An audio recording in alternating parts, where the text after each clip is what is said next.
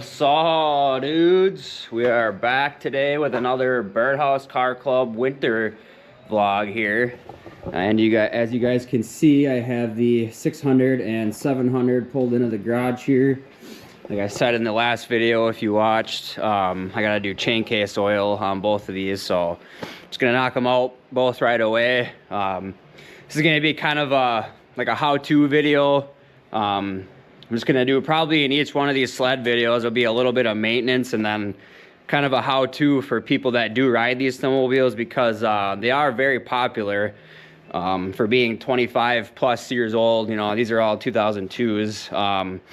The reason I ride these sleds is because I just like them better than the new ones. For me personally, I ride super aggressive and pretty fast, so I love these old style sleds because they're a little bit wider than the new ones. They have a little wider ski stance, and then they sit fairly low to the ground, and obviously, like, it's not ideal suspension wise. I am getting old, so the newer suspension on a rev chassis would be nice, so I probably will be looking into that soon. But I just love these old sleds because they're super easy to work on. Like, obviously you just flip the hood open and boom, everything's right there, versus the newer ones where you got to pull off a bunch of different panels, and the motor is so just tight up into the underneath, kind of like where you sit, and they're just a lot not as user friendly to work on. So that's kind of why I just like these sleds, and obviously they're cheap. For me, where I live, northern Wisconsin, we don't get the snow like we used to get. So for me to spend $20,000, or well, say $15,000 to $20,000 on a brand new sled, just I couldn't.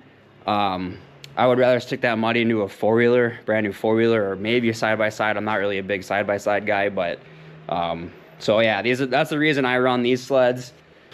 But yeah, so we're gonna do a little chain case oil, so I'm gonna go through that quick, and then that'll be pretty much the maintenance part of this video, and then we're gonna hop on the trail and do some ripping. I'm probably gonna head up to Crandon today, so just want to get in some riding, because now at the end of the week, here where today's Friday and we got some decent temperature, so I'm gonna get out ripping today, and then coming Monday there's supposed to be some warmer temps, so the trails are gonna close, unfortunately. So we're gonna do some ripping today, so we're gonna get out there and hit some trails, so stay tuned. We're gonna do a little sled maintenance first, and then we'll see you guys on the trails. Let's go. Alrighty, so I'm just gonna start by taking off the expansion chamber and the muffler. It's not absolutely necessary to do chain case oil, but it definitely adds some space to get in there with your arms, because not a lot of room to play around in these engine bays, so you gotta whatever space you can get. So I'm gonna do that on both 600 and 700 right away, and then go from there. So stay tuned, we'll do a little time lapse.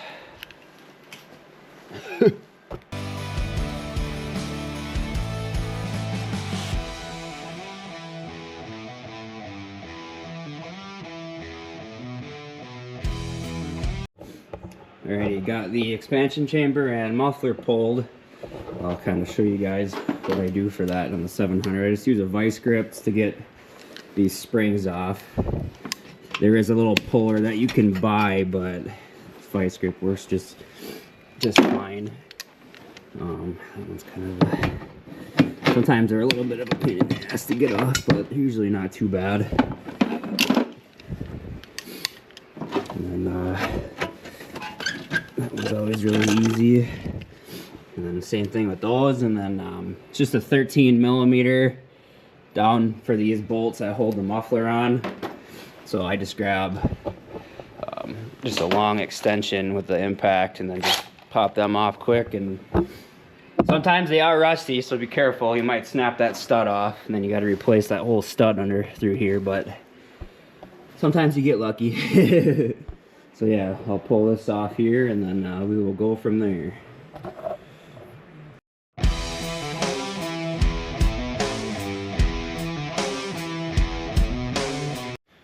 Alrighty, got the exhaust pulled on the 600 and 700 here. Now to First of all, we have to drain the chain case. In the past, I've just pulled the front cover off and let the oil drain out everywhere, but then I found out that there's actually a plug. There's a little set screw underneath here, right in that little hole, that you can pull that and then let the oil drain out first. So that it looks like, I thought it was a 4.5 millimeter, but it feels pretty sloppy when you put it in there. So I grabbed a 3/16, and that feels a lot better for some reason. I don't know why they would use a 3/16 when everything else on the sled is metric, but I'm thinking it might be a 1/8 inch NPT set screw for that plug. So that's probably why it's a standard size wrench. But yeah, so the bolts that hold the case on these are 10 millimeter. There's one here, one under the rubber stopper, there's one there, and then there's one right down here as well. So we will get them pulled on both of these 6 and 7. Well, I'm going to pull the plug first and drain them, and then get yourself some brake clean to spray out the inside of the chain case once we get to that point, and then go from there. So yeah, stay tuned, boys. Let's go.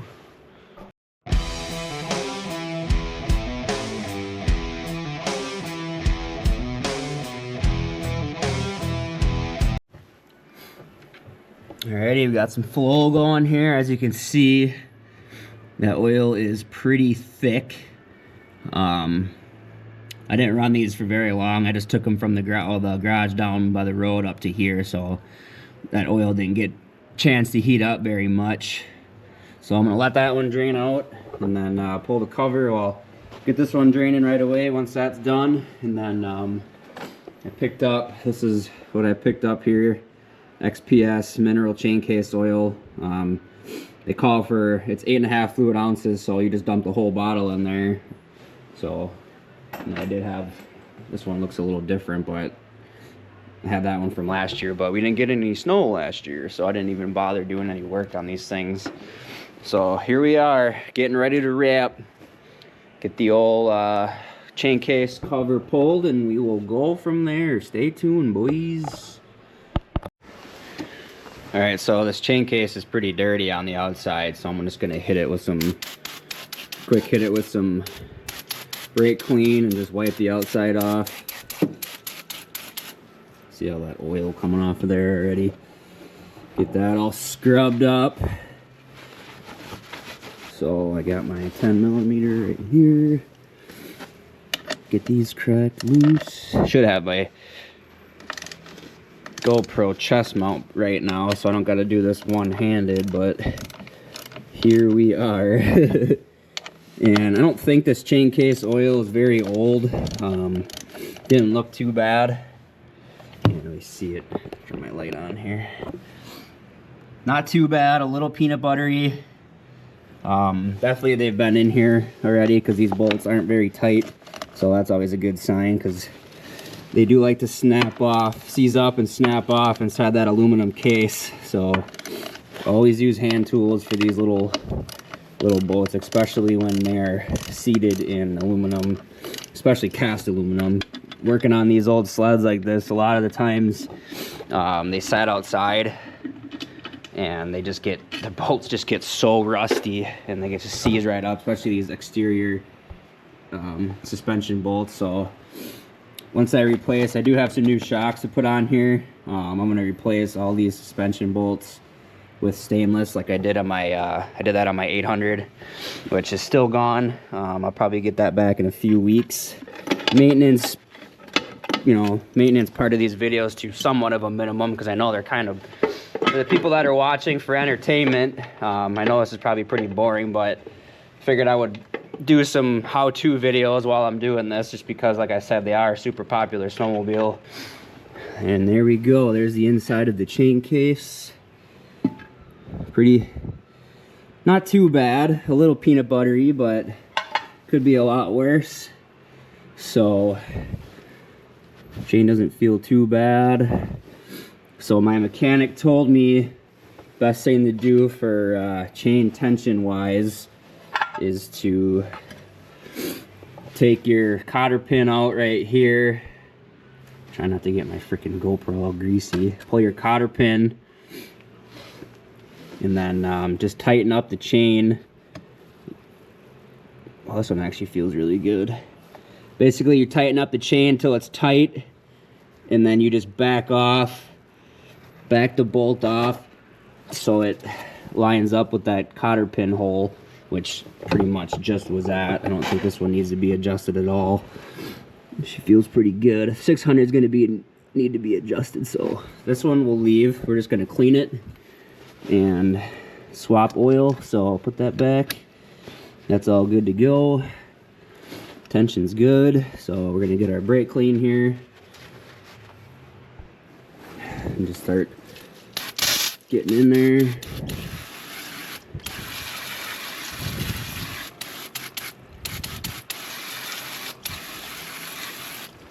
It's going to be kind of hard to clean without pulling the gears and everything out, but just get what you can get.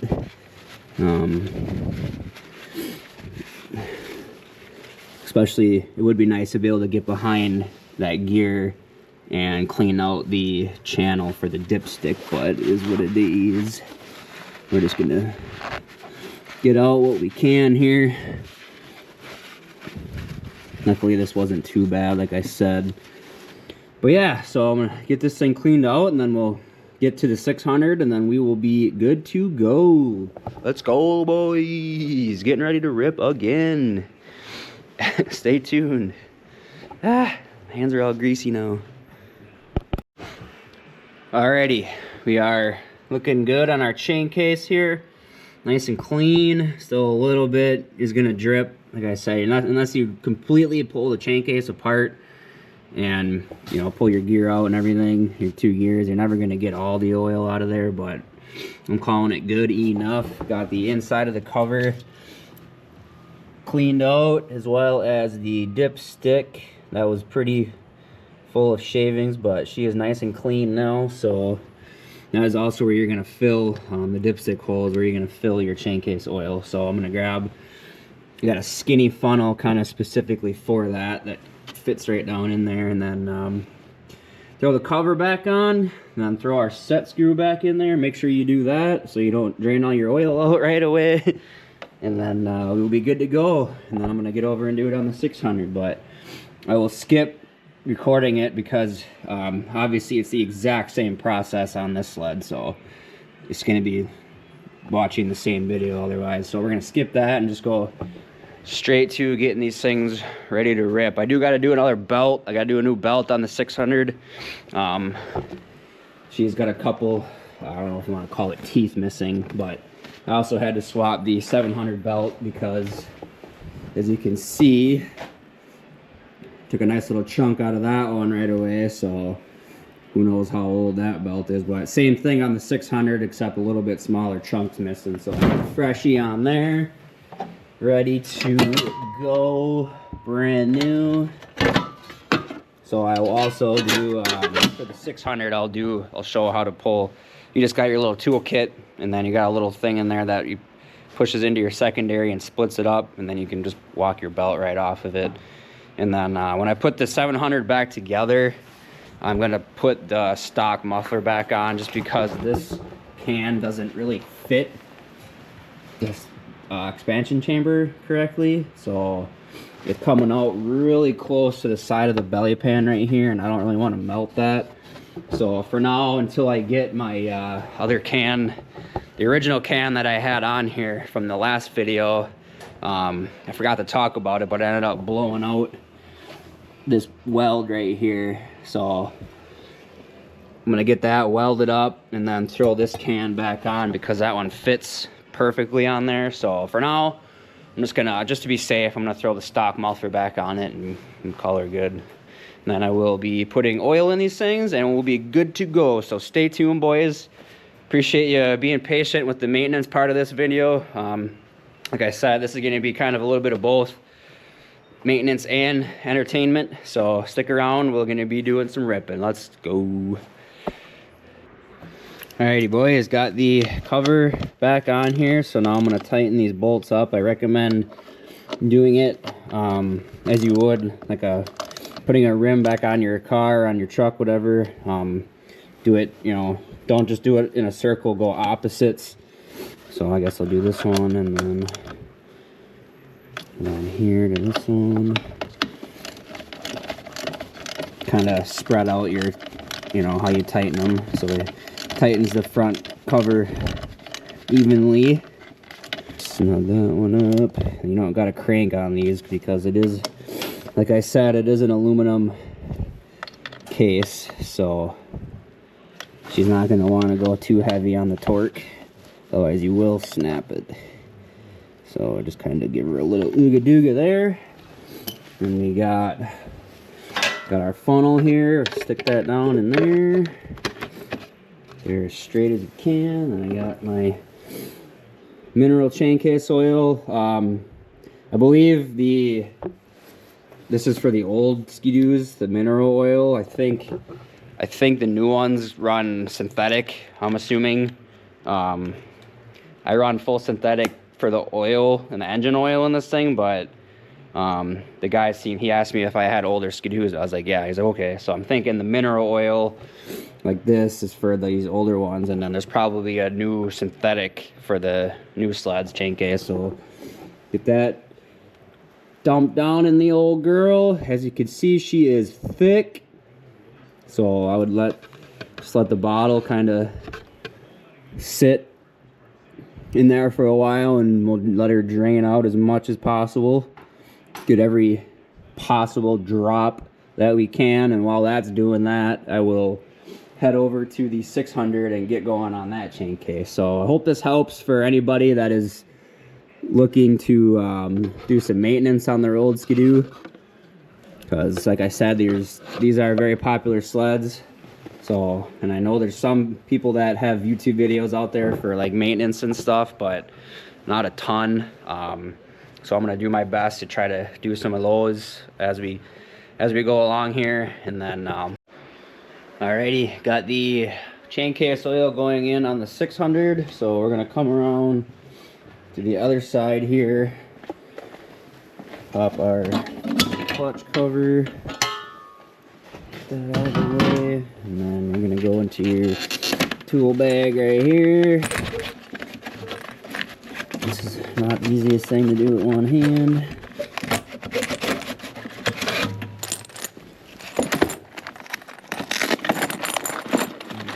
And then we got this little guy, wherever it is. Oh no, there it is. Okay, so you're gonna get this little deal out here. And come over to the secondary, and then there's a little arrow on the secondary housing right there, pointing to this hole. If you can see it, that goes in there. And just tighten that up. You'll feel it. It's gonna be loose for the first like half, and then you'll feel it hit that. So it's just going in and pushing like on that secondary, other side of that secondary, and spreading it out. So there it's snugged up. Then you'll see the secondary start to separate.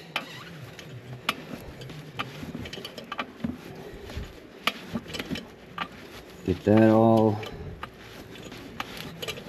pushed out, and then you pop your clutch door. This just has little rubber grommets holding that in, so you can just pull on that without trying to pull your grommets out. There we go. That one out, and then the bottom clip comes out. And you just take the belt, and kind of, this is going to be a little difficult with one hand, but we will try here. See if I can. Alright, I'm going to have to set this down. Grab my stroller over here quick while I get that belt pulled.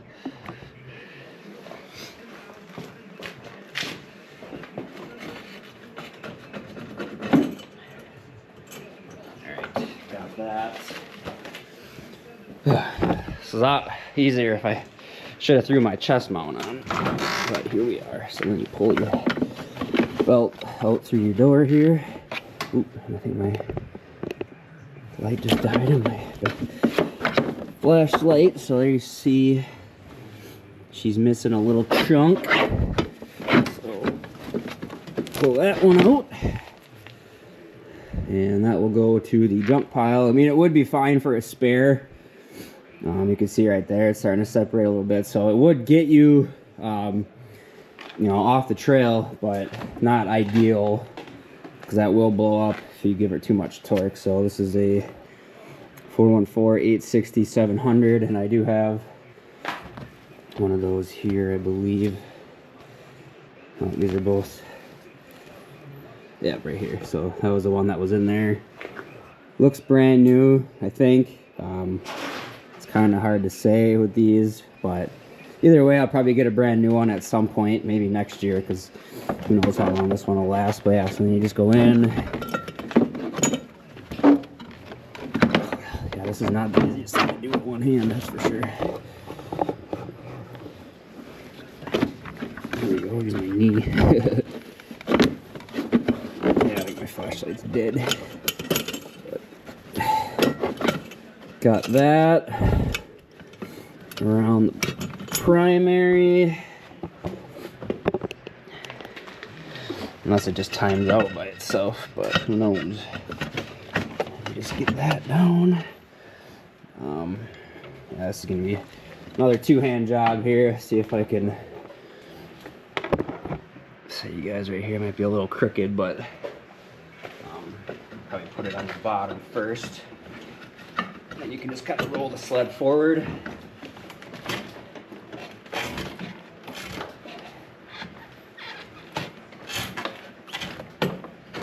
Pops right on. And then just back this little girl out.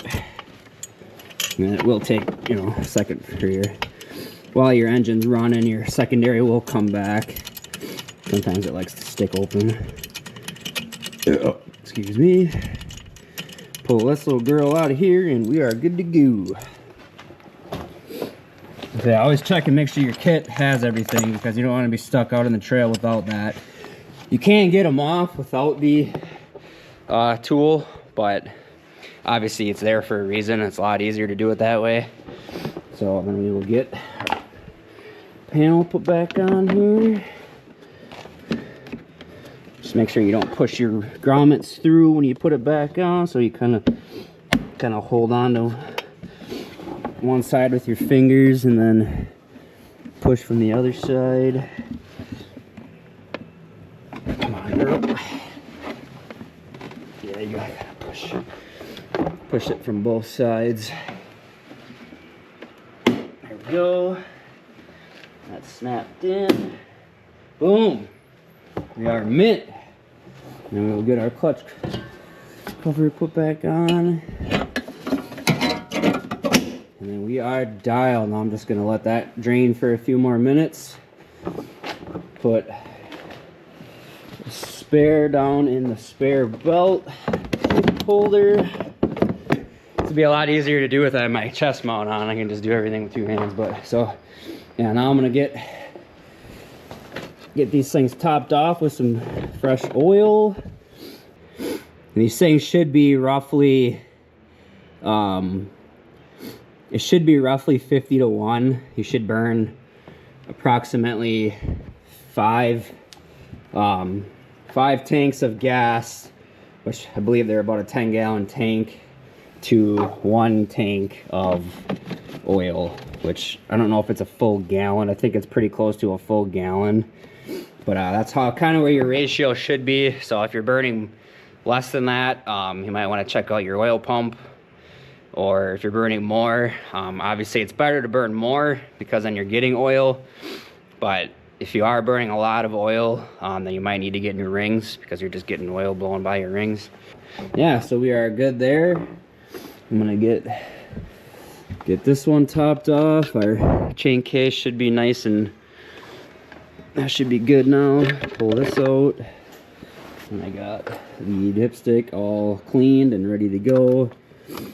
As you can see how much cleaner it is in here now. These things like to just get oil absolutely everywhere. But yeah, boys, we are officially ready to rip. Now I'm just going to write down my miles Recommend doing that obviously for maintenance wise. So we're at 39.43 for the 600. All right, so we are good to rip here. I'm just gonna get the exhaust put back in and then get these bad girls fired up. Let's go. Thanks for sticking around for the maintenance portion. Like I said, I'm gonna do a little bit of both in these videos just because I don't know, feel like it's helpful. So if I can help out in any way, I'll try. But now we're gonna switch over to doing some ripping. So I'm gonna go inside and get changed, and then I'm trying to get the GoPro chest mount figured out here, and then we will start ripping. So we'll see you boys out there. Alrighty boys, we are officially ready to rip here. I'm all geared up, ready to go. Got the chest mount. I got that figured out. I noticed I was using the wrong clip. So it was a shorter clip versus a little taller one. So it wasn't allowing the GoPro to come all the way up. It was sitting at like an angle. So I think I got that figured out now. So we're gonna get the old 700 fired up here, and I'm gonna try to back it out, see if our reverse button works. So stay tuned. We're gonna get 700 fired up and take her for a little rip. Let's go.